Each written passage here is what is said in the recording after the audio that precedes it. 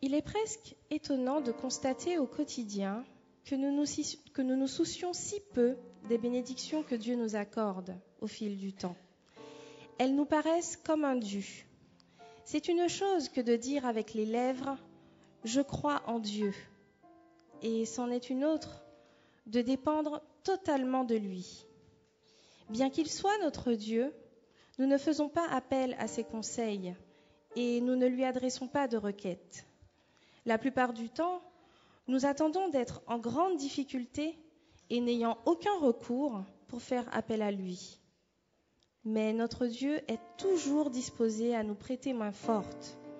Nous devrions l'appeler « mon Dieu », avec toute la confiance d'un enfant prêt à dire à tout le monde « Mon papa est le plus fort et il sait tout faire ». Notre Dieu, un ami, un conseiller, un soutien, comme un père veillant sur son enfant. Compter sur Dieu nécessite une confiance qui s'acquiert par une pratique constante avec la prière de la foi et avec l'humilité de reconnaître qu'il est présent pour nous. Il nous invite à ne pas délaisser cette chance et d'entendre à chaque instant « Je suis là, mon enfant. À chaque moment de ta vie, je te secours quoi qu'il arrive. » Maintenant, aujourd'hui, à nous de répondre « Père céleste, reste à mes côtés. J'ai besoin de toi, j'ai besoin de ta présence. » Nous chanterons au 359 « J'ai soif de ta présence. »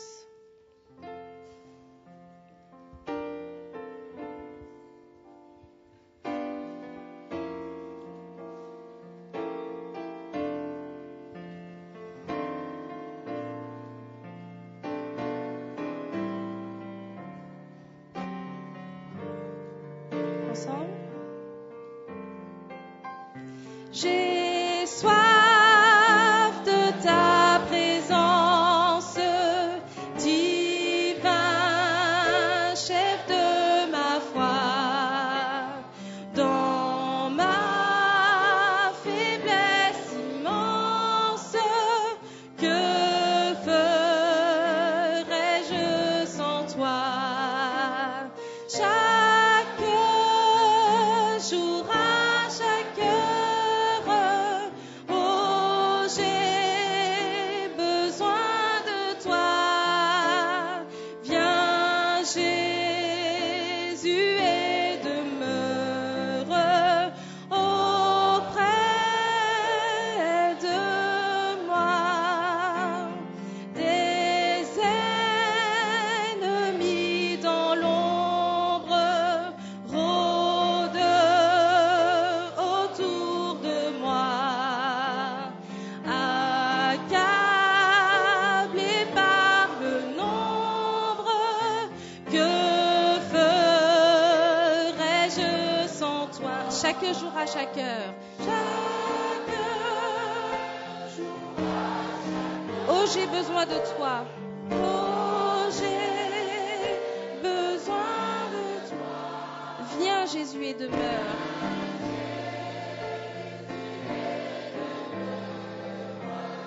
Auprès de moi. Pendant les jours d'orage, pendant les jours d'orage, d'obscurité, d'effroi, quand faiblit mon courage, que ferais-je sans toi? Chaque jour à chaque heure, oh, j'ai besoin de toi. Viens, Jésus, et demeure auprès de moi. Amen. Prosternons-nous pour la prière.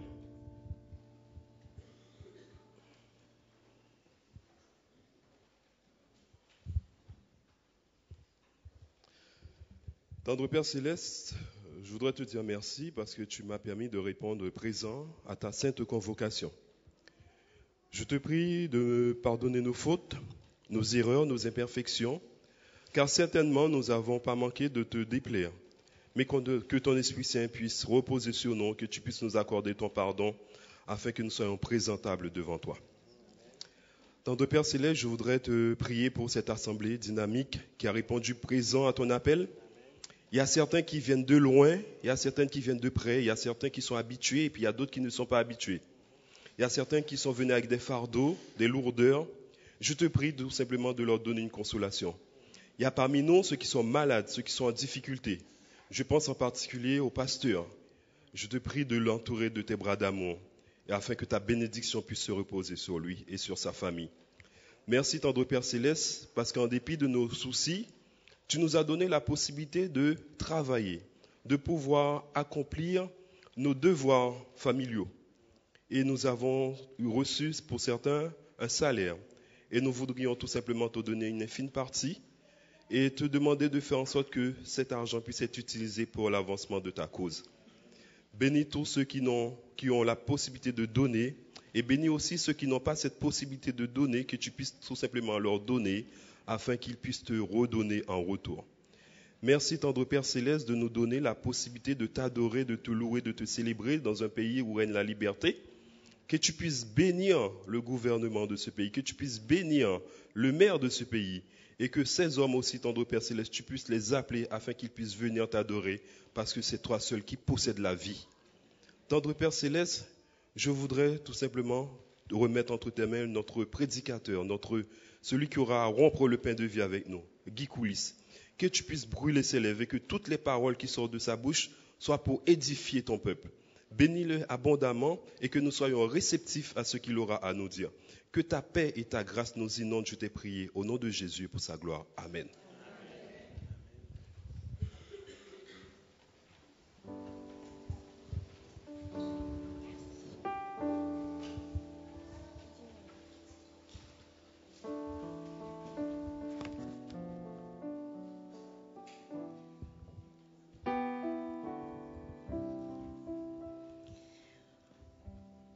Quand dans le secret de mon cœur, je lance un appel à Dieu, un appel à l'aide, la portée de cet appel est amplifiée des millions de fois par la force de son amour pour chacun de nous.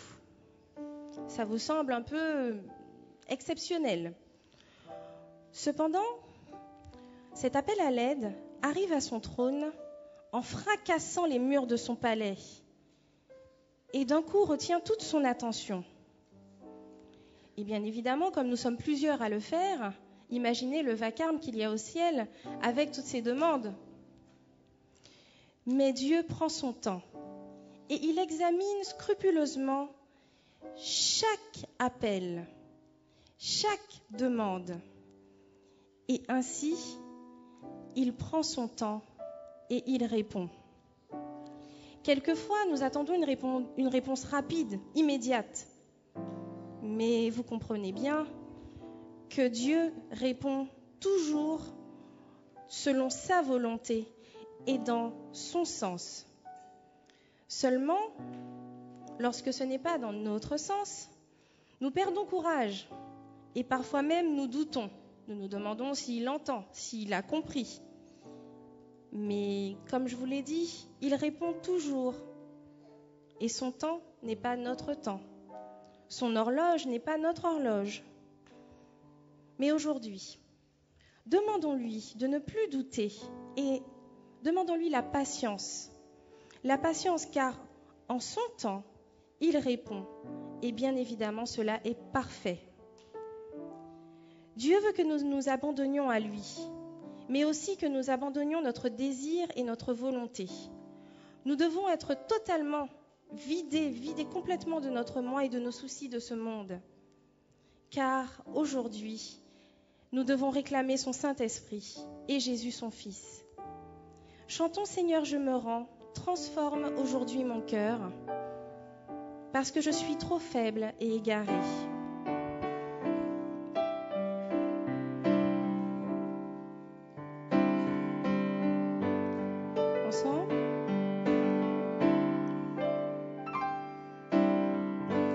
Seigneur, je me rends, transforme aujourd'hui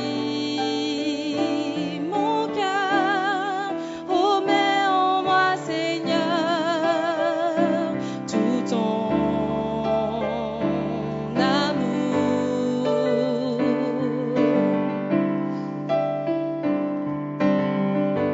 Très faible je suis, égaré toute ma vie, mais tout changera par ton grand amour. Embrasse-moi, serre-moi dans tes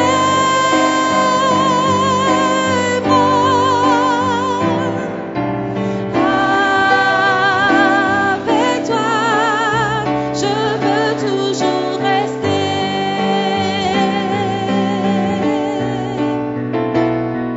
Avec espoir, mes ailes je déploierai,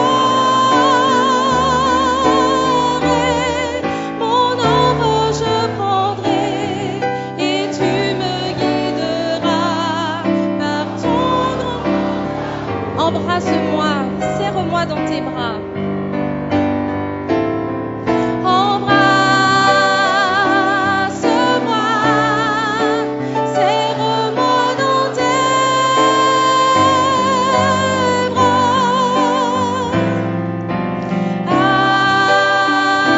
Avec toi, je veux toujours rester.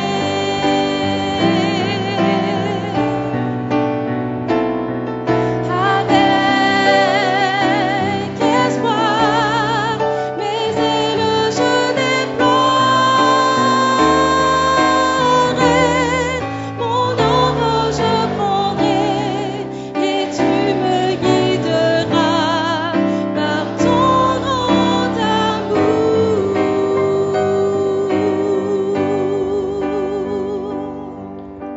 Amen. Aujourd'hui, nous constatons qu'il y a très peu de personnes qui sont parfaitement disposées à la contemplation du merveilleux miroir divin. Tout simplement parce qu'il y a beaucoup de haine, de méchanceté, beaucoup de personnes qui font du mal autour de nous. Cependant, quelques-uns essayent aujourd'hui de posséder à quelques degrés près, ici sur la terre, la vie contemplative de Jésus. Quand nous nous engageons dans cette voie, nous avons quelques difficultés à aller jusqu'au bout, à cause de notre nature pécheresse. Cela vient de ce que nous ne sommes pas beaucoup exercés. Donc, aujourd'hui, essayons de garder les yeux fixés sur Jésus-Christ. Celui qui veut édifier son âme et l'élever, il faut qu'il établisse solidement de fortes fondations avec son Sauveur. La vraie fondation est le comportement et la voie exemplaire de Jésus. Il a dit lui-même, « Je suis la voie, la vérité et la vie ». Il nous faut le contempler à chaque instant et chaque jour de notre vie. Chantons tendre Père, j'aime te contempler. Fils de Dieu, j'aime te contempler. Et Saint-Esprit, tu éclaires ma vie.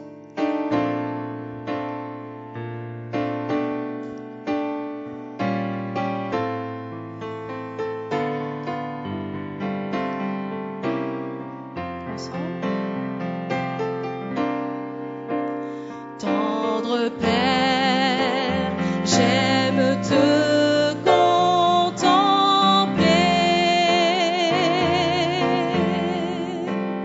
Tendre Père, j'aime te contempler.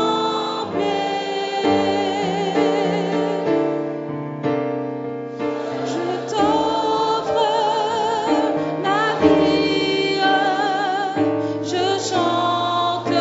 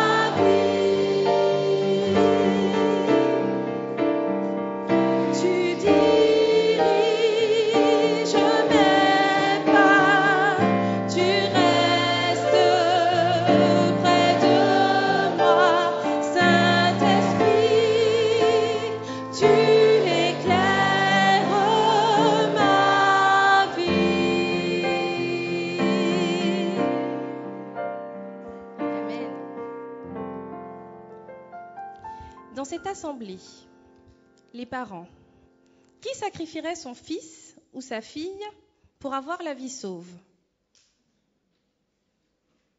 Il n'y a pas beaucoup de candidats. Alors, qui le laisserait passer par l'horreur de la souffrance, ou encore pire, la mort, pour permettre à d'autres de vivre dans la joie et le bonheur? Personne non plus. Bien évidemment, cela est impensable. Jamais on donnerait son fils ou sa fille pour que quelqu'un d'autre puisse avoir la vie sauve. Cependant, quelqu'un l'a fait. Il a donné son unique enfant, afin que moi et chacun d'entre vous, nous puissions avoir la vie sauve aujourd'hui. N'est-ce pas merveilleux? De plus, nous pouvons imaginer ce qu'il a pu ressentir lorsqu'il a dû donner son fils. Et quelquefois, nous ressentons ces expressions de souffrance, ces expressions de peine, de tristesse, de désarroi. Cependant, Dieu, aujourd'hui, veut effacer à jamais nos souffrances. Il est attentif à tout cela. Et il est présent à chaque instant, comme il était lors de l'agonie du Christ sur le calvaire. Quand je souffre, mes yeux sont-ils fixés sur mon Sauveur ou seulement sur ma souffrance? Mais gloire à Dieu, il a lavé notre iniquité. Il nous rend plus blancs que neige. Au 268, chantons « Jésus, par ton sang précieux, tu as lavé mon iniquité. Et maintenant, je suis plus blanc que la neige. »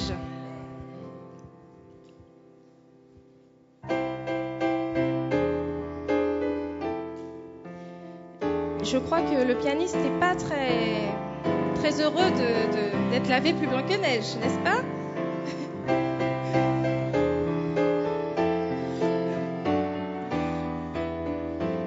Ensemble?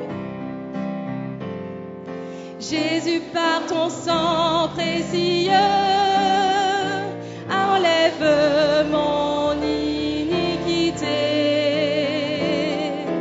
Regarde-moi du haut des cieux, dis-moi que tu m'as pardonné. J'ai longtemps erré, cœur rebelle, mais j'entends ta voix qui m'appelle. Au pied de la croix maintenant, tout confus brisé, je me rends. Blanc, plus blanc que neige, blanc, plus blanc que neige, lavé dans le sang de l'agneau, je serai plus blanc que la neige. Oh, le fardeau de mon péché,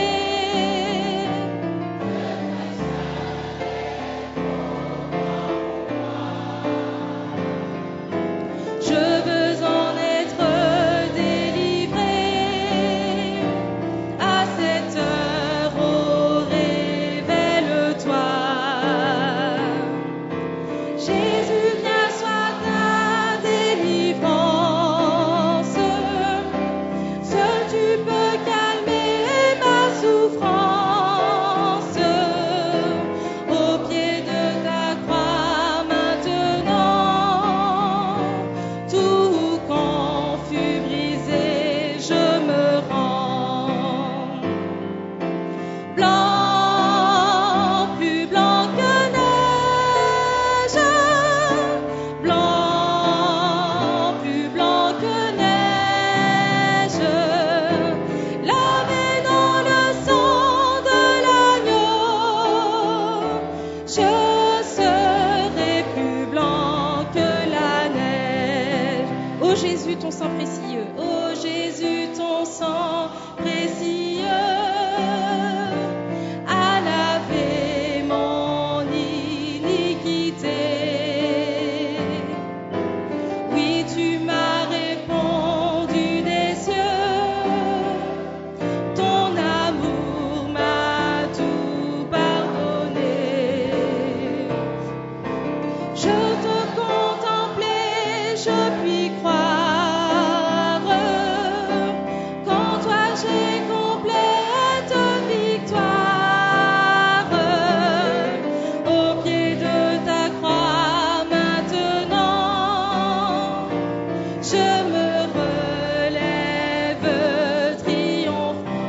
plus blanc que neige.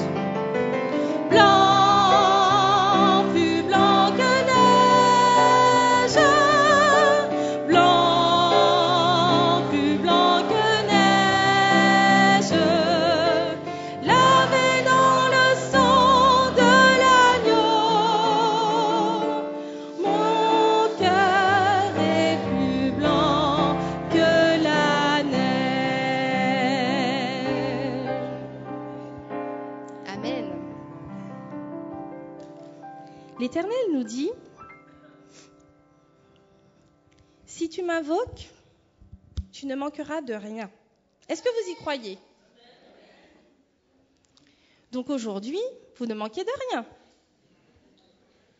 Ah, là aussi, c'est un petit peu difficile de répondre. Cependant, Dieu nous donne tout. Même si nous avons l'impression de n'avoir rien du tout. Nous sommes là aujourd'hui, nous sommes habillés, nous ne sommes pas tout nus. Nous avons pu nous reposer sur un lit hier soir. Nous avons pu ce matin peut-être grignoter quelque chose pour ceux qui ont eu le temps et d'arriver un petit peu le ventre plus ou moins plein. On a faim maintenant, mais ça va venir. Aujourd'hui, nous allons lui remettre aussi à ce qui lui doit, ce qui lui revient. C'est pourquoi les diacres et les diaconesses passeront parmi vous afin de recueillir les dîmes et les offrandes que vous avez apportées pour dire merci à Dieu pour tout ce qu'il nous donne.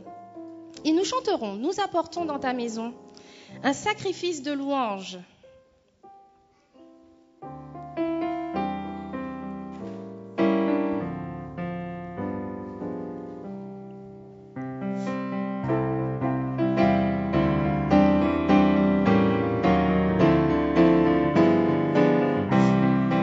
Ensemble, nous apportons dans ta maison un sacrifice de louange.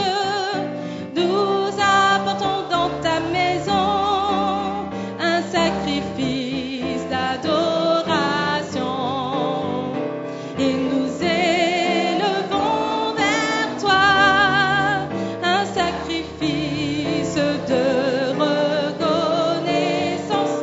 Et nous élevons vers toi un sacrifice de joie. Nous apportons dans ta maison. Nous apportons dans ta maison un sacrifice de louange. Nous apportons dans ta maison un sacrifice d'adoration. Et nous élevons vers toi un sacrifice de reconnaissance. Et nous élevons vers toi. Et nous élevons vers toi. Et nous élevons vers toi un sacrifice de reconnaissance. Et nous élevons vers toi un sacrifice. Nous apportons dans ta maison. Nous apportons dans ta maison un sacrifice de louange. Nous apportons dans ta maison un sacrifice d'adoration. Et nous élevons vers toi. Et nous élevons vers toi un sacrifice de reconnaissance. Et nous élevons vers toi un sacrifice de joie.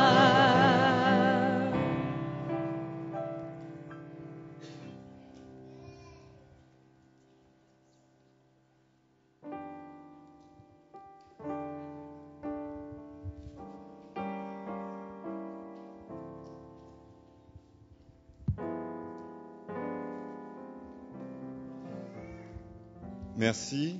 Nous allons passer un moment très important de la vie de l'Église, la présentation de bébé. Et nous invitons la famille au debout à se à nous rejoindre ici, ainsi que les anciens.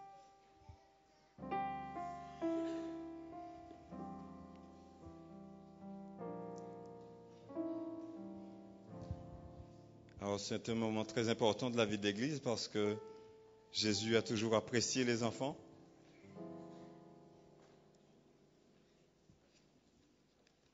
Et Jésus a voulu toujours particulièrement adresser un message important à ses enfants. C'est pour cela qu'il les prenait toujours sur ses genoux. Merci. La famille aussi associée. Alors, qu'est-ce que la présentation d'un enfant? Alors, dans Marc 10, à partir du verset 13, il est dit, on lui amena des petits enfants afin qu'il les touche. Mais les disciples reprirent ceux qui les amenaient. Verset 14, Jésus, voyant cela, fut indigné et leur dit, laissez venir à moi les petits enfants et ne les empêchez pas, car le royaume de Dieu est pour ceux qui leur ressemblent. Je vous le dis en vérité, quiconque ne recevra pas le royaume de Dieu comme un petit enfant, n'y entrera point. Puis, il les prit dans ses bras et les bénit en leur imposant les mains. C'est toujours important de se rappeler de ce que Jésus a fait afin d'en faire un exemple.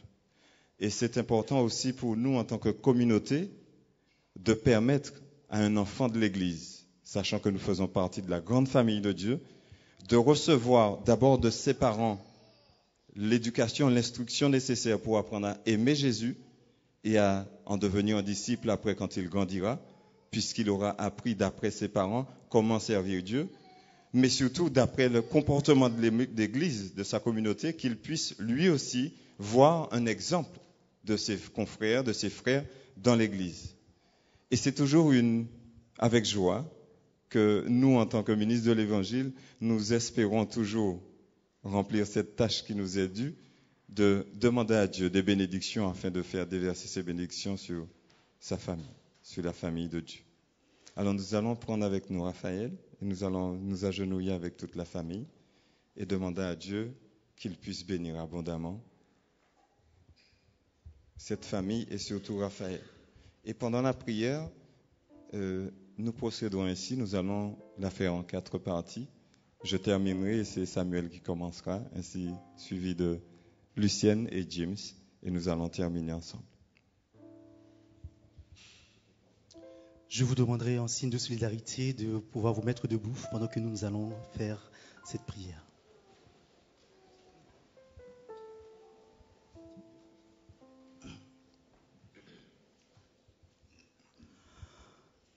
Oui, nous te louons, Seigneur, car tu es Dieu et nous avons, Seigneur, toutes les raisons de te dire merci. Et en cet instant, mon Père, nous voici devant toi pour te remercier, Seigneur, pour le miracle de cette naissance que tu as permis dans la vie de ce couple, dans la vie de cette famille, Seigneur. Un enfant, Seigneur, c'est un cadeau que tu nous fais. Tu nous as donné, Seigneur, à notre création, la possibilité de nous récréer.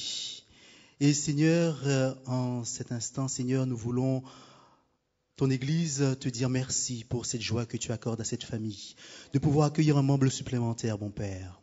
Ils ont la responsabilité, Seigneur, d'instruire cet enfant. Mais Seigneur, ils sont heureux. En cet instant, de te dire merci. Devant cette communauté, devant, Seigneur, ton trône, te dire merci pour cette joie, pour ce miracle qu'est la naissance de ce petit être que tu as tissé dans le sein de sa maman et qui aujourd'hui fait la joie de toute la famille. Merci Seigneur de pouvoir également bénir chaque enfant ici devant toi et de permettre également à ceux qui envisagent, Seigneur, d'avoir, Seigneur, cette joie, de pouvoir considérer cela également comme un cadeau qui vient de toi et comme un miracle que tu accordes à chaque famille. Merci Seigneur de ce miracle dans cette famille. Je te dis Seigneur de continuer à les bénir. Je t'ai prié au nom de Jésus-Christ et pour ta gloire. Amen. Éternel, en cet instant et maintenant, nous te demandons au nom de Jésus de poser ta main sur Philippe, de poser ta main sur Luisa, Père éternel, de leur donner la connaissance qu'il faut afin de pouvoir conduire cet enfant, Seigneur, dans ta parole, dans la joie de ton amour, Père éternel. Je te présente aussi, Seigneur, le petit Raphaël. Seigneur, ce petit être. Je te demande au nom de Jésus de lui donner la sagesse, la connaissance, l'intelligence qu'il faut, Père, afin que ce petit être puisse grandir en grâce, en sagesse, devant Dieu et devant les hommes. Tendre Père, je te présente également cette assemblée debout devant toi. Nous voulons aussi, Seigneur, voir cet enfant que tu as accordé comme un futur membre. Et pour cela, nous voulons être sages afin de l'entourer de l'amour, Seigneur.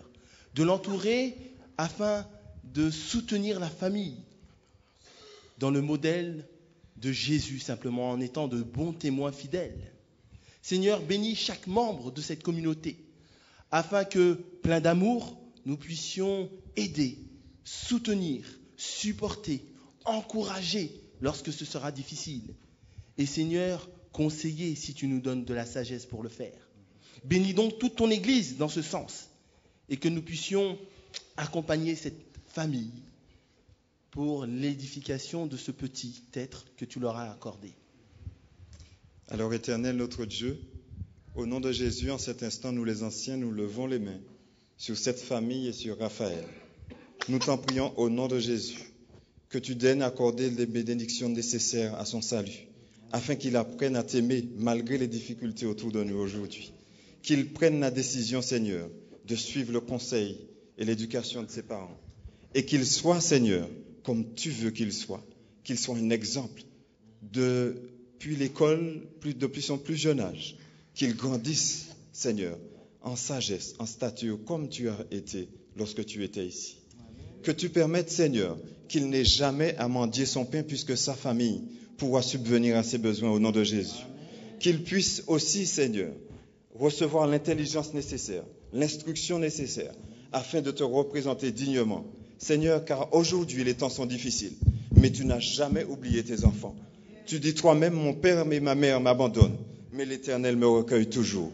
Alors que tu donnes à cet enfant et à cette famille, Seigneur, ce dont ils ont besoin, la sagesse, l'intelligence, les besoins matériels et financiers, Seigneur, afin que cette famille n'ait jamais à demander quoi que ce soit, mais qu'au contraire, ils soient de ceux qui donnent à partir de ceux qu'ils ont reçus de toi. Que ton nom soit exalté et que ton nom soit béni au nom de Jésus. Amen. Merci. Que Dieu vous bénisse.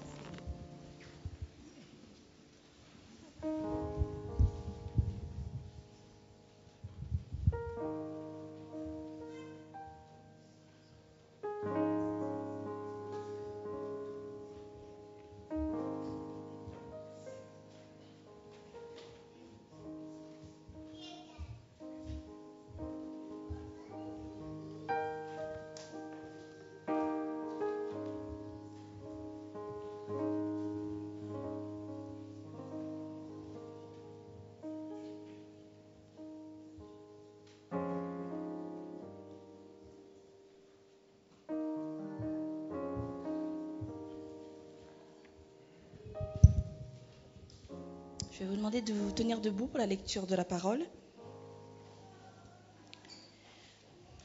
Je vais lire donc le texte de base qui se trouve dans 2 Samuel, chapitre 11, les versets 14 et 15. 2 Samuel 11, les versets 11 et 12. Uri répondit à David: L'arche et Israël et Juda habitent sous des tentes. Mon seigneur Joab et les serviteurs de mon seigneur campent en rase campagne. Et moi, j'entrerai dans ma maison pour manger et boire et pour coucher avec ma femme. Aussi vrai que tu es vivant et que ton âme est vivante, je ne ferai point cela. Que l'Éternel bénisse l'influence de sa parole dans nos cœurs.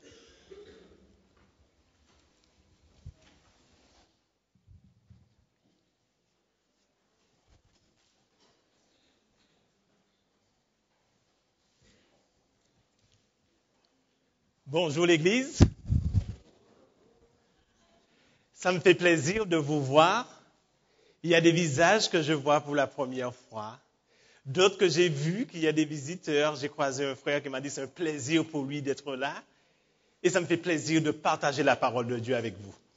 Je regarde l'heure et c'est l'heure que je devais terminer. Cependant, l'église est venue, il y a une bénédiction, Dieu a un pain pour vous. Je dois partager ce pain avec vous. Si vous me permettez, donnez-moi encore 25 minutes et après vous pourrez respirer parce que je reconnais qu'il fait un peu chaud ce matin malgré la pluie. Le sujet que je veux partager avec vous, c'est un sujet que j'ai présenté à l'église de Stein il y a 3-4 semaines de cela. Je vous prie, chers membres d'église de Stein, Dieu a encore une nourriture à travers le même message. Dieu a encore à vous parler ce matin. Donc, le titre, c'est plus une réflexion, c'est « Peut-on être fidèle et loyal au XXIe siècle ?» Ça peut paraître, oui, j'ai entendu tout de suite, oui. Mais vous allez, on va approfondir ce titre et on va voir que c'est pas si évident. Il était une fois un roi. Un roi, il n'a pas voulu faire comme tout le monde.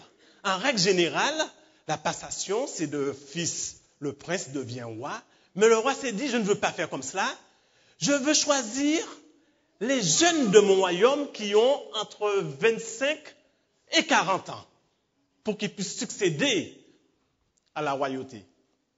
Alors vous comprenez que tous les jeunes hommes, ils étaient ravis, ils étaient contents. C'était une bonne nouvelle pour eux. Alors le roi, il convoqua tous ces jeunes et les voilà réunis dans le royaume. Alors le roi, il prit dans sa poche un petit sac qu'il avait et dans ce sac, il y avait des petites graines. Et il a dit à ses prétendants, celui qui va réussir à faire pousser l'arbre ou la fleur que cette graine va donner, eh bien, ce sera lui le futur roi. Ah, quelle bonne nouvelle! Aussitôt sorti du royaume, tous ces jeunes hommes, ils coururent pour acheter le plus beau vase, le terreau le plus riche. Et avec amour, avec tendresse, ils se sont mis à prendre soin de cette petite graine dans l'objectif de faire pousser un arbre ou une fleur. Alors dans ce groupe, bien sûr, de ces jeunes, il y avait ce jeune homme qui s'appelait Ping. Ping, lui, s'est dit, moi aussi, je veux tenter ma chance. Moi aussi, j'aspire à être roi. Alors bien sûr, avec amour, tous les matins, il arrosa sa petite plante, sa petite graine, avec amour, en gardant dans la tête que ça va pousser. Mais les semaines passèrent, il ne se passait rien. Jusqu'au jour où Ping, il croise un groupe de prétendants, il entend, ah ouais, moi ça y est, j'ai des fleurs, j'ai même des bourgeons. Oh là là, Ping, il est déçu, il dit, ah là là, tout de suite il a compris qu'il n'est plus dans la course.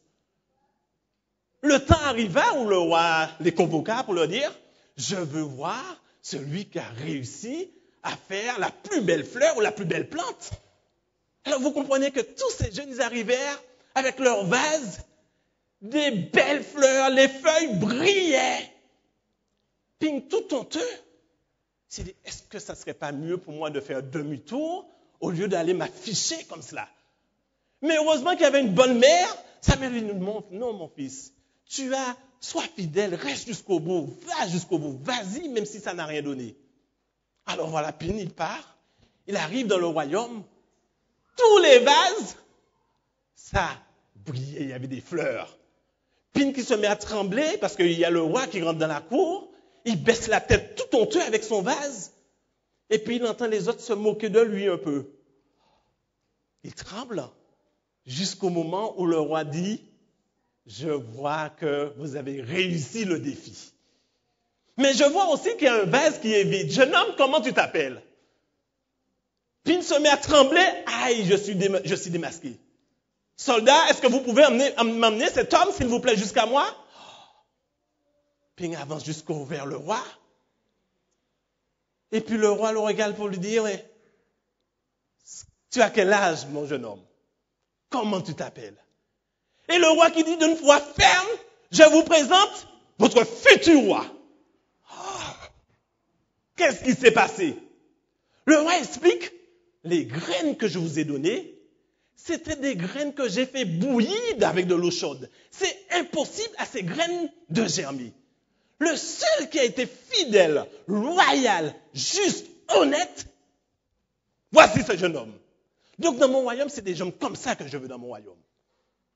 Ma réflexion demeure, peut-on être fidèle et loyal au XXIe siècle? C'est dans l'air du temps. Aujourd'hui, tu penses que c'est bien? Eh bien, c'est bien. Tu penses que c'est mal? Eh bien, c'est mal. La notion bien ou mal, c'est relatif. C'est dans l'air du temps de savoir que ce que je fais, du moment où je suis bien avec, du moment où je suis sincère, il est où le problème? Dans nos foyers aujourd'hui, nous pouvons entendre ce genre de conversation. Mon fils, tu ne peux pas boire ce panaché. Mais papa, il n'y a que 1% d'alcool là-dedans. Il est où le problème? C'est pas avec 1% d'alcool que je serai ivre, à tituber, à tomber dans les caniveaux. Fiston, ton corps est le temple du Saint-Esprit. Ne bois pas cette bière. Ou encore, dans une foyer, on peut entendre, ma fille, tu ne peux pas mettre cette jupe. Mais maman, nous sommes au XXIe siècle. On n'est pas dans les années 1900. Ma fille, ne mets pas cette jupe, elle est trop courte. Quelle image que tu veux qu'on ait de toi? Maman, toutes les filles du lycée, ils ont cette jupe, ils s'habillent comme ça. Ma fille, va enlever cette jupe. Ou encore, on peut entendre encore une conversation entre une mère et son fils. Dis, maman, regarde, ce sont les soldes. Il y a toute la trilogie de Harry Potter. Maman, s'il te plaît, peux-tu m'acheter, s'il te plaît? Tous les amis ont vu ces films. Je suis le seul à ne pas l'avoir vu. Mais fiston, comment veux-tu que j'achète un film qui glorifie la sorcellerie? Mais maman, c'est du cinéma, c'est un film, c'est pas vrai. Fiston, je ne peux pas faire entrer ce genre de film dans ma maison. Vous comprenez qu'on peut rajouter encore dans la liste, les jeux vidéo, la fréquentation aux relations sexuelles avant le mariage. On peut rajouter dans la liste.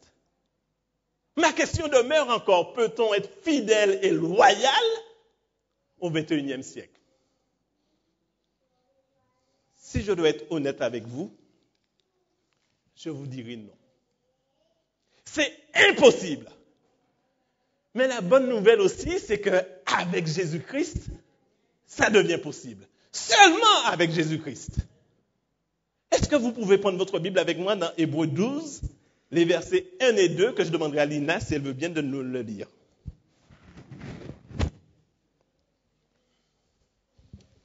Hébreux 12, versets 1 et 2. Nous donc aussi, puisque nous sommes environnés d'une si grande nuée de témoins, rejetons tout fardeau et le péché qui nous enveloppe si facilement, et courons avec persévérance dans la carrière qui nous est ouverte, ayant les regards sur Jésus, le chef et le consommateur de la foi, qui, en vue de la joie qui lui était réservée, a souffert la croix, méprisé l'ignominie et s'est assis à la droite du trône de Dieu. Merci Lina. Si je peux diviser ce verset, il y a la partie où on nous dit que le péché vient se coller à moi si facilement, je ne fais pas d'effort pour que le péché vienne. C'est automatique, le péché, qu'est-ce qu'il a qu'une envie? C'est de s'accrocher à moi. Pas plus tard que cette semaine, c'était mardi, que ma femme me dit, peux-tu aller chercher les courses? Je vais chercher les courses alors que je suis en train d'attendre. Il y a cette belle femme qui arrive. Elle est habillée, mais elle est le guine, les trucs le plus collé, et un t-shirt qui arrive au ras de l'ombril, et elle se penche devant moi. Seigneur! Une réaction humaine, certes, mais j'ai eu cette réflexion, Seigneur, aide-moi. J'ai rien fait, je viens chercher mes courses. Il a fallu que je prenne de moi, Seigneur, aide-moi à tourner la tête. Le péché vient, il m'environne, il s'accroche à moi alors que j'ai rien demandé. Mais le verset continue de dire que pour ne pas céder à cela, d'avoir le regard sur Jésus. Quand j'ai le regard sur Jésus, à ce moment-là, ça n'a pas d'impact sur moi. Je sais vers qui me tourner. Mais vous savez, quand l'apôtre Paul dit d'avoir le regard fixé sur Jésus, ça veut dire quelque chose Je l'ai déjà fait ce petit, pour illustrer, je l'ai déjà fait ici. Vous me permettrez de refaire l'illustration, parce que je crois que vous regardez des films, ça ne vous embête pas de le regarder à plusieurs fois. Je veux illustrer ce que ça veut dire avoir le regard sur Jésus-Christ. C'est l'histoire encore d'un roi, un roi qui est très sage. Ce roi, il est sage, il est sage, il est sage. Et puis il y a un homme qui est dans son palais qui dit, mais, oh mon roi, je voudrais tellement savoir d'où vient ta sagesse. Le roi lui dit, mais tu es sûr de savoir d'où vient cette sagesse? Tu prends un grand risque. Oh roi, oui, je suis prêt à prendre ce risque. Tu es prêt à mourir pour cela? Oui, mon bon roi, je suis prêt. D'accord. Le roi appela son soldat le plus robuste, l'épée le plus tranchant, et puis voilà ce que je vais faire. Je vais prendre un verre d'eau. Je vais remplir ce verre d'eau jusqu'à ras, et je te demanderai quelque chose. Tu auras à faire le tour de mon royaume sans faire tomber une seule goutte d'eau. Si tu fais tomber une goutte d'eau, mon soldat, il te tranche la tête. Est-ce que tu es prêt à prendre ce risque? Oui, mon roi, je suis prêt à prendre ce risque. Courageux, téméraire. Alors le voilà, il part. Il y a le soldat qui le suit. Et il se concentre parce que sa vie en dépend. Le voici, il part et il marche. Il est plus habile que moi.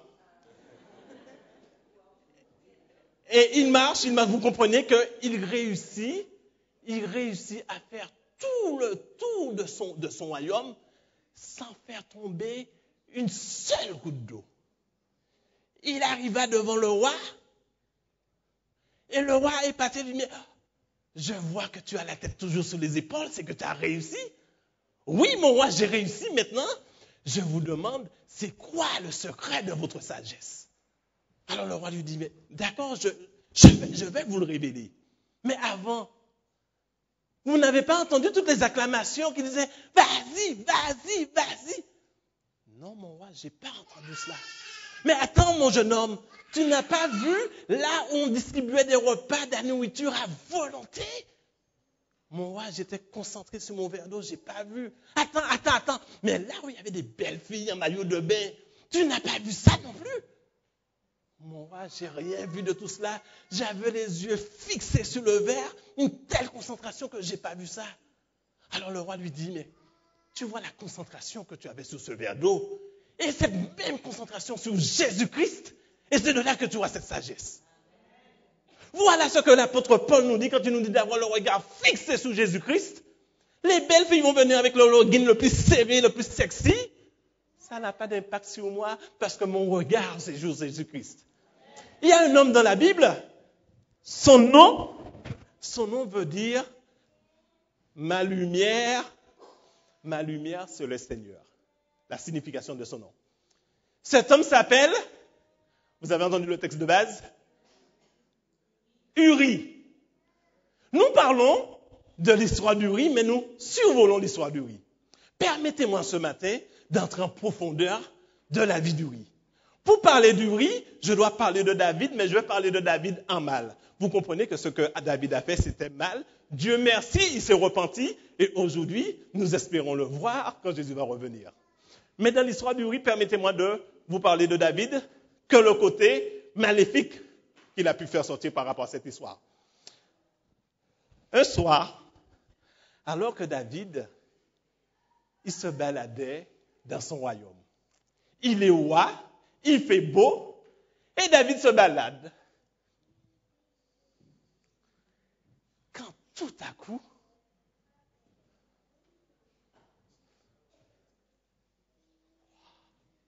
son regard tombe sur une femme. La femme! Une femme belle. Une femme qui est toute nue en train de prendre son bain. Waouh! David a tous ses sens qui sont en émulsion. Tous ses organes réagissent. N'est-ce pas les hommes? David regarde ça et dit, waouh! Une telle femme, il me la faut. Il faut que je puisse passer un moment avec cette femme. David rentre dans son palais et puis il interroge ses plus proches. Dites-moi, s'il vous plaît, à côté de la Maison Blanche, il y a une femme qui habite. Est-ce que vous savez qui est cette femme? On lui dit, mais c'est pas Bathsheba, la femme d'Uri. Son père s'appelle Eliam. S'il vous plaît, allez me chercher cette femme. J'ai besoin de rencontrer cette femme. Tout ce que David avait vu dans sa tête, il veut le réaliser. La femme vient, David se permet de courtoiser, de draguer cette femme, jusqu'au moment où David couche avec cette femme. Une bonne nuit d'amour, c'est fini, rentre chez toi. L'histoire ne s'arrête pas là. L'histoire que je vous dis, c'est dans 2 Samuel 11. Prenez le temps de le lire chez vous. Quelques semaines après, il y a cette femme qui vient voir le roi pour lui dire, « Roi, je suis enceinte. » Problème. Je suis enceinte parce que la loi de l'Éternel dit quelque chose. La loi de l'Éternel nous dit dans Lévitique 20, verset 10, est-ce que Lina, tu peux nous le lire, s'il te plaît? Lévitique 20, verset 10, qu'est-ce que la loi de l'Éternel dit? Si un homme commet un adultère avec une femme mariée, s'il commet un adultère avec la femme de son prochain, l'homme et la femme adultères seront punis de mort. Tu es roi, certes. La loi de l'Éternel, tu commets l'adultère, tu dois mourir. Toi et la femme. David, pas bête. Ton mari n'est pas là, il est en guerre. Faites appeler Uri, s'il vous plaît. C'est de là que Uri rentre en scène. Uri arrive, la Bible nous dit que David l'invita à sa table. Dis Uri, comment ça se passe sur le terrain? Uri raconte les détails, oui, ça se passe bien. Il y a le général Joab, il tient bien la troupe. Très bien, mange, bois. La Bible nous dit même que David lui donna un présent. Tiens, cadeau. Il est généreux, David. Maintenant, tu sais qu'est-ce que tu vas faire? Ça fait un moment, tu dors par terre. Tu es sale. Rentre chez toi. Lave-toi. Parfume-toi. La belle femme que tu as, vas-y. Va passer une nuit d'amour. Passe du temps avec ta femme. Vous comprenez que si Uri passe une nuit d'amour, ça y est, il est dégagé. On peut penser que là, c'est l'enfant de Uri. Mais Uri, un homme fidèle, qu'est-ce qu'il fait?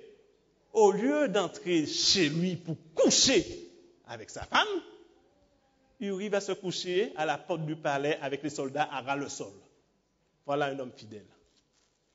Il reste couché dehors et il refuse d'aller chez lui. Le roi, il est tracassé parce qu'il dit, mais j'arrive pas à comprendre. Faites venir Uri. Et Uri, explique-moi pourquoi tu ne veux pas aller chez toi.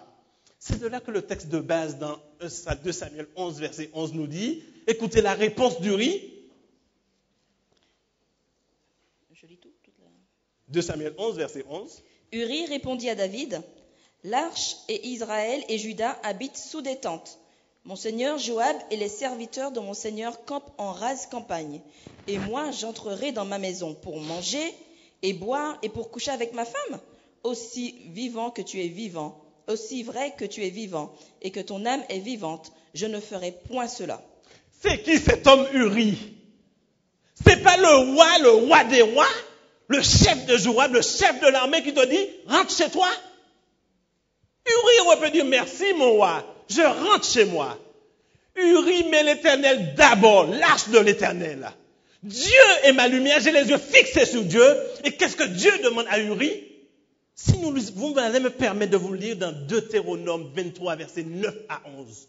Écoutez ce que Dieu demandait à un homme qui partait à la guerre. Je me permets de vous le lire, ça sera la version parole de vie. Lorsque vous partirez en campagne pour faire la guerre à vos ennemis, vous éviterez avec soin tout ce qui est mal. Si l'un des hommes devient rituellement impur pendant la nuit, par suite d'une émission séminale, il se retirera du camp et n'y entrera pas pendant la journée. À l'approche du soir, il se lavera et au coucher du soleil, il pourra réintégrer le camp. Autrement dit, ce que la version parole de vie me dit, quand un homme aura une émission séminale, Vous savez qu'est-ce que Dieu est en train de dire? Que quand tu pars en guerre, l'émission séminale, c'est le sperme. Il ne doit pas avoir de sperme parmi vous. C'est-à-dire la relation sexuelle, vous ne devez pas avoir de relation sexuelle. D'ailleurs, David, il était au courant de cela. Vous connaissez l'histoire de David quand il était parti en campagne de guerre et puis qu'il avait faim. Il avait tellement faim qu'il a été voir le prêtre Ahimelech. Et le prêtre lui a dit, mais je ne peux pas te donner le pain de proposition. David dit, mais j'ai faim, il n'y a rien d'autre. Et le prêtre dit à David, tu pourras manger le pain seulement si vous êtes pur, si vous n'avez pas eu de relation sexuelle avec vos épouses. David qui a dit, non, je suis pur, mes hommes et moi-même, nous n'avons pas eu de relation sexuelle. Ça, vous le trouvez, ce que je vous suis en train de vous dire, vous le trouvez dans 1 Samuel 21, versets 4 et 5. David est au courant de cela, mais Uri, lui, c'est ce que Dieu demande, c'est là-dessus qu'il est fidèle. Uri ne s'est pas dit, mais c'est quoi cette loi? Une loi, je n'ai pas le droit d'avoir de sperme alors que c'est ma femme, je suis marié. Uri n'a pas trouvé ça ridicule. Uri ne s'est pas posé de questions pour dire pourquoi Dieu dit. Uri obéit, Uri est fidèle. Aujourd'hui, nous sommes prêts à tout remettre en question. Quand Dieu me demande, aime ton ennemi. Aujourd'hui, c'est quelque chose qu'il ne faut pas dire à quelqu'un. Mon ennemi, je vais l'aimer. Je suis prêt à l'ignorer. Je suis prêt à passer à côté de lui qui n'existe pas pour moi, mais ne me demande pas de l'aimer. Quand Dieu me dit, bénissez ceux qui vous maudissent, ça me paraît, mais c'est désuet ça. Je ne vous parle même pas de relations sexuelles avant le mariage, on me dit, attends, tu veux rire ou quoi? Ce que Dieu attend de nous, c'est des hommes fidèles. Les hommes qui sont prêts à suivre les principes de Dieu. Aujourd'hui, au XXIe siècle, on a l'impression que le bien et le mal, c'est relatif. Du moment où je suis bien avec, c'est ce qui est important. C'est faux! C'est ce que Dieu nous demande, c'est ça notre miroir. Notre chemin, c'est ce que Dieu nous demande. Parfois, nous sommes dans le ressenti. Mais c'est quoi mon ressenti? Mon ressenti, c'est du charnel, mon ressenti. Mais avoir les yeux fixés sur Jésus-Christ, c'est autre chose. Nous avons toujours cette possibilité de dire non. Personne ne peut nous obliger à faire ce que nous ne voulons pas. Même Satan, avec ses légions de démons, il ne peut pas nous obliger à faire ce que nous ne voulons pas. Uri, il était fidèle, le roi lui dit, mais c'est Dieu qui parle. Donc Uri est fidèle à ce que Dieu demande. Il n'est pas le cas de Bathsheba, sa femme. Bathsheba, permettez-moi de vous dire deux mots sur Bathsheba. Tu es une femme mariée. De quel droit tu te permets d'aller t'exhiber devant une porte, une fenêtre, pour que les gens puissent te voir dans ton intimité? De quel droit, jeune fille, jeune homme, vous vous exhibez devant nous aussi, avec vos mini-jupes? Vous ne savez pas que quand vous faites ça, dans votre tête, vous êtes sincère quand vous dites que ce n'est pas sexuel. Mais quand je te vois avec cette jupe qui arrive comme ça, vous pensez que je vais dire à la Seigneur, quelle belle créature, elle est bien en forme, c'est ça, et ça s'arrête et je vais glorifier Dieu pour cela? J'ai d'autres organes qui travaillent. Les amis, Bathsheba, ce qu'elle a fait, Dieu n'approuve pas cela. Réserve ton intimité pour ton mari, pour ton fiancé plus tard, qui sera ton mari. Mais n'allons pas nous exhiber devant les gens de façon à ce qu'après, on pousse les autres à pécher. Bathsheba elle avait ce choix de dire, non, moi, je ne peux pas coucher avec toi. Joseph, il ne l'a pas fait quand la femme de Potiphar est venue. Joseph n'a pas pris la fuite. Bathsheba a fait son choix. Pas son nuit d'amour, d'accord, c'est le roi. Nous avons toujours la possibilité de choisir. Toujours. Maintenant, Uri passait du temps à contempler Dieu. L'apôtre Paul nous dit dans 2 Corinthiens 3, verset 13, on ne va pas le lire, l'heure est avancée, que nous sommes transformés par ce que nous contemplons. Vous comprenez bien que si moi je contemple Ryan à la télévision, c'est Ryan que je veux ressembler. Si c'est que ce soit la star que je contemple, c'est lui que je veux ressembler. Mais si je fais comme David dans Somme 1er verset 2 qui nous dit que la parole jour et nuit, je médite la parole de Dieu, à ce moment-là, je vais contempler, je vais ressembler à Jésus-Christ. Maintenant, vous comprenez bien que je n'ai rien contre la télévision. Mais ce que je veux vous dire, si je passe plus de temps à contempler la télévision, qu'est-ce que je veux ressembler? La télévision. Mais si je passe du temps à étudier Dieu, à chercher quelque chose qui va m'élever, mon âme sera élevée. Je serai un homme complètement qui va ressembler à Jésus-Christ. Amen. Mais bien souvent, quand nous voulons pratiquer la loi de Dieu, quand nous voulons être fermes, écouter Dieu, aux yeux des autres, nous passons pour des fanatiques. Des personnes ennuyeuses, des gens, qu'est-ce que c'est monotone sa vie. Mais je suis prêt à prendre le risque de dire que oui, ma vie peut vous paraître monotone. Je peux passer à vos yeux comme un fanatique, mais je veux respecter ce que Dieu me demande. Amen. Bien souvent, quand on marche comme ça, nous ne sommes pas aimés. Les gens n'ont qu'un désir, c'est de nous écarter, de nous éliminer. David, c'est ce qu'il a fait, David. Quand David, il a donné un présent à Uri, Uri ne va pas coucher avec sa femme. David l'invite à nouveau, il lui donne à boire, à l'enivrer. Uri reste toujours à la porte de son royaume. Uri n'a pas fléchi le genou. Quand David a vu que malgré tout cela, qu'il n'arrive pas à avoir le dernier mot, David va faire quelque chose qui est assez abominable. David va dire, viens Uri. Et nous allons le lire dans 2 Samuel 11, les versets 14 et le verset 15.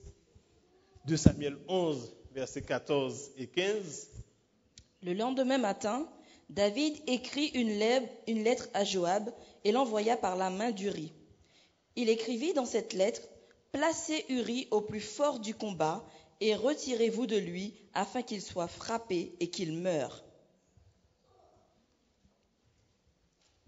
Un homme juste, un homme fidèle, un homme loyal. Voilà comment on le traite. On traite Uri comme un imbécile. Excusez-moi le terme. Un homme qui est droit dans ses bottes. Un tel homme dans mon royaume, je dois l'élever. Non. Je vais écrire, cher Joab, Uri, est-ce que tu peux le mettre au plus vif du combat parce que je veux qu'il meure. Et puis il a écrit, il a pris son tampon, il tamponne, il plie sa petite feuille, et puis qu'est-ce qu'il fait? Uri, tiens, apporte ton arrêt de mort. L'homme fidèle de Dieu, il ne soupçonne pas le mal. L'homme fidèle, il prend son courrier, et puis voilà, il approche, et il va donner ça au général.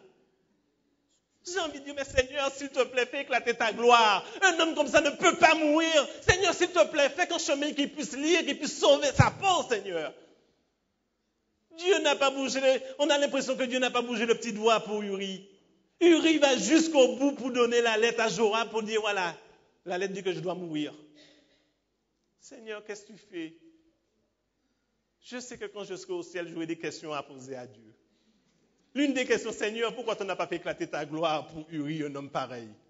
Bien sûr, on peut trouver des éléments de réponse. Hein. Peut-être c'était pour pousser David dans son retranchement, pour voir comment il a été dur. Peut-être tout simplement, on peut trouver des réponses. Mais au ciel, je veux me poser avec Dieu, Seigneur. Pourquoi Uri, tu l'as permis d'aller jusqu'à la mort? Un homme fidèle comme cela. Mais ce que je veux dire par là, c'est que Dieu sait toutes choses.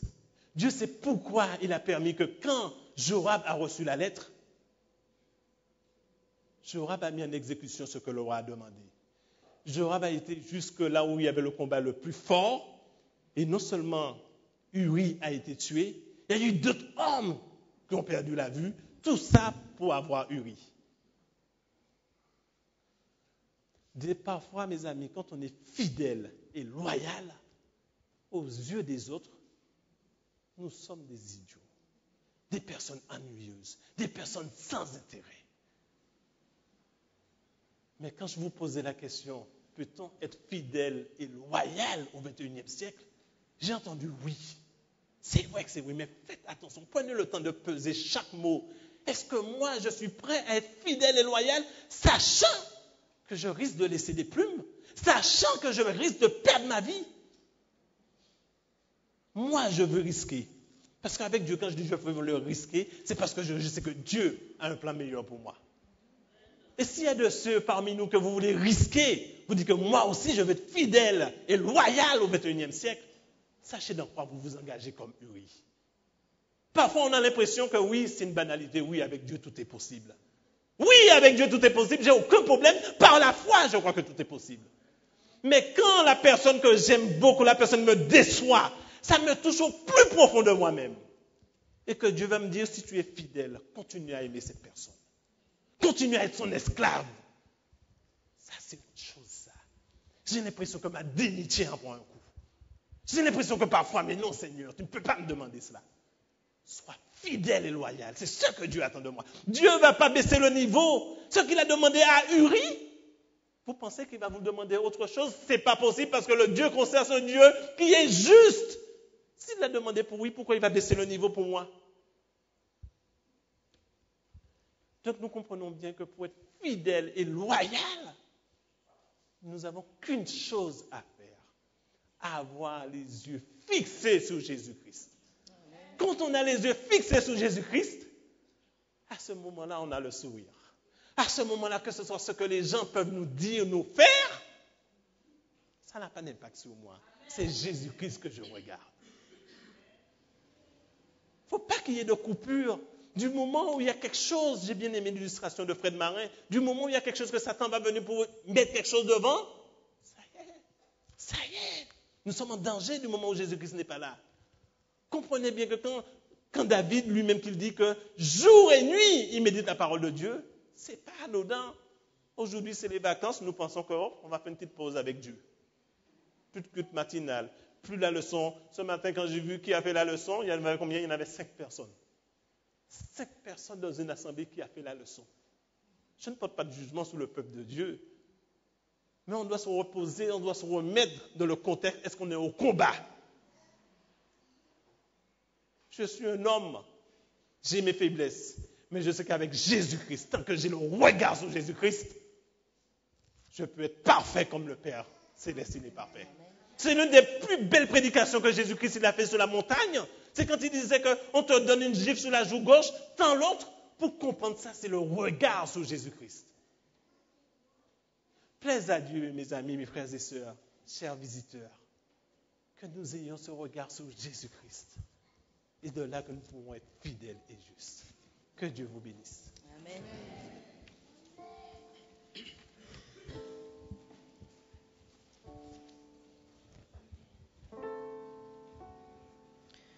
Nous nous mettrons debout et nous chanterons le 526, Quand écrasé, courbant la tête, les strophes 1 et 4.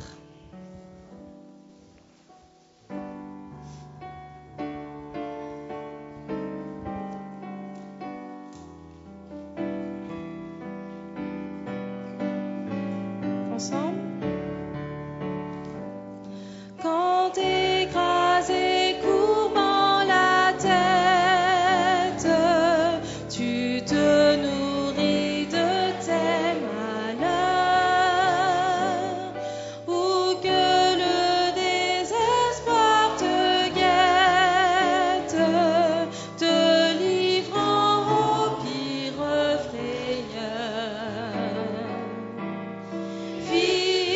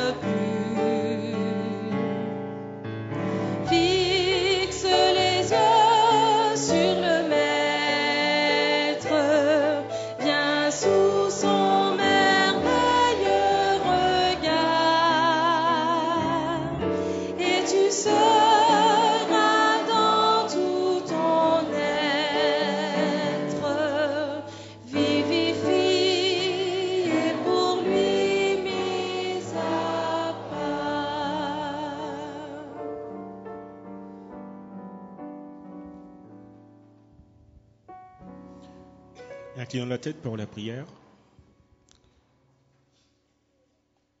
Bon et tendre Père céleste, merci de ce que tu nous as encore enseigné ce matin. Nous te disons, s'il te plaît, de bien vouloir nous permettre de garder toujours les yeux fixés sur toi, Seigneur. Nous voudrions te contempler car nous voudrions ressembler, nous voudrions devenir ce que nous contemplons, à savoir Jésus-Christ. Nous vivons les derniers temps dans ce monde et nous avons tout qui nous est présenté.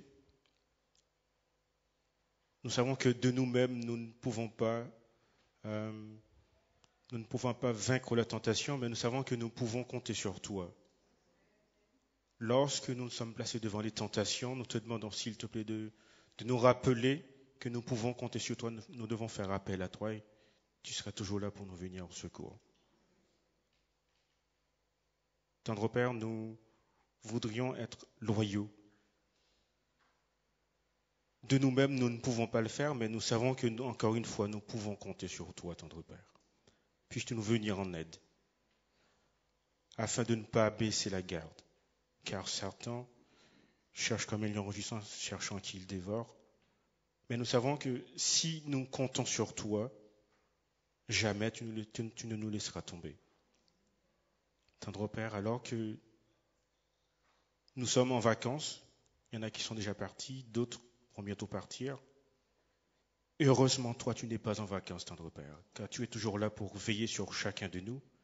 Mais donne-nous pendant ces périodes de vacances de ne pas baisser la garde, de pouvoir toujours lever les yeux et fixer nos yeux sur toi et de rechercher le secours au moment opportun. Alors que nous allons nous séparer, nous te demandons de rester à nos côtés tout au long de cette journée de sabbat.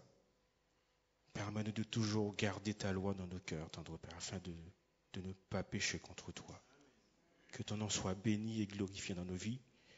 Nous te prions non que nous ayons des mérites, mais c'est au nom de Jésus-Christ, ton Fils. Amen.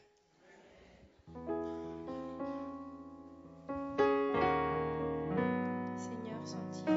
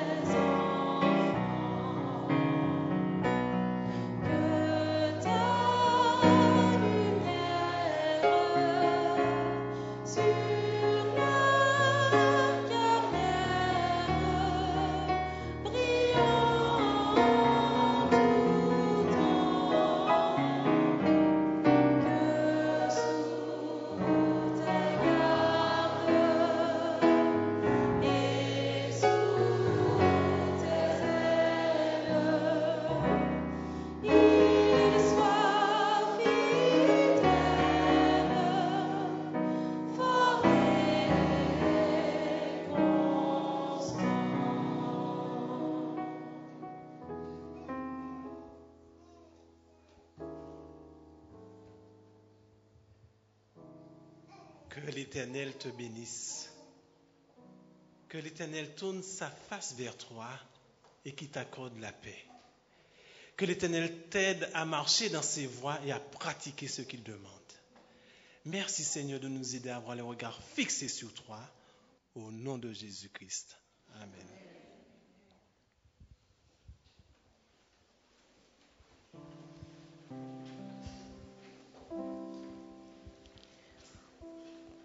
Pour expérimenter la puissance de Dieu, il nous faut croire en lui. En effet, la loi démontre la confiance en Dieu. Quand on prie sans cesse avec foi, la main puissante de l'Éternel opère des merveilles et des prodiges. Ainsi, l'Éternel secourt celui qui se confie en lui, car il est compatissant et miséricordieux. Plaçons toujours notre confiance en Dieu, car les voies de Dieu sont productives. Nous chanterons « Je marche avec Jésus », pas à pas sur les 3 chemins.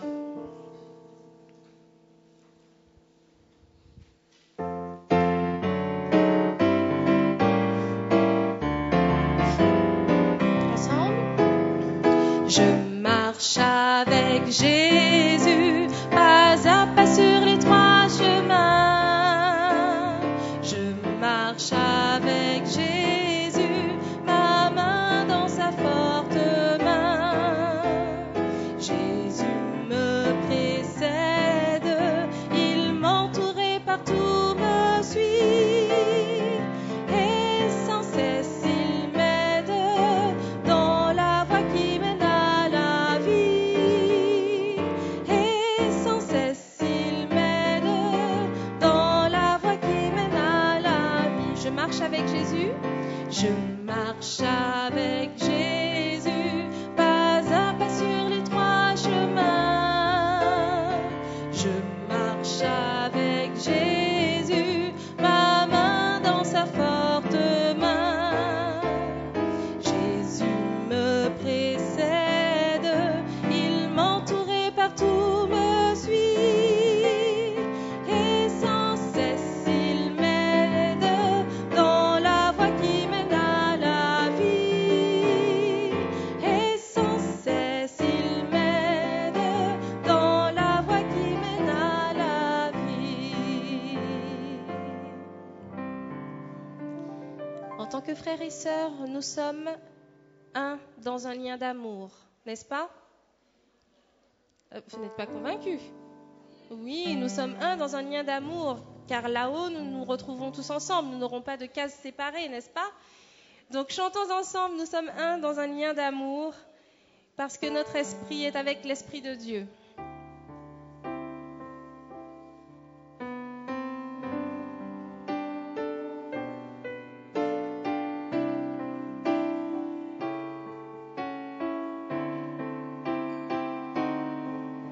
Ensemble. Nous sommes un dans un lien d'amour. Nous sommes un dans un lien d'amour. Notre esprit est uni avec l'Esprit de Dieu. Nous sommes un dans un lien d'amour. Nous sommes un dans un lien d'amour. Nous sommes un dans un lien d'amour. Nous sommes un dans un lien d'amour. Notre esprit est uni avec l'Esprit de Dieu. Nous sommes un dans un lien d'amour. Maintenant, chantons tous ensemble. Maintenant, chantons tous ensemble. Et que son amour se répande. Et que son amour se répande. Tenons-nous par la main. Tenons-nous par la main. Et le monde saura que nous sommes un dans un lien d'amour. Tenons-nous par la main.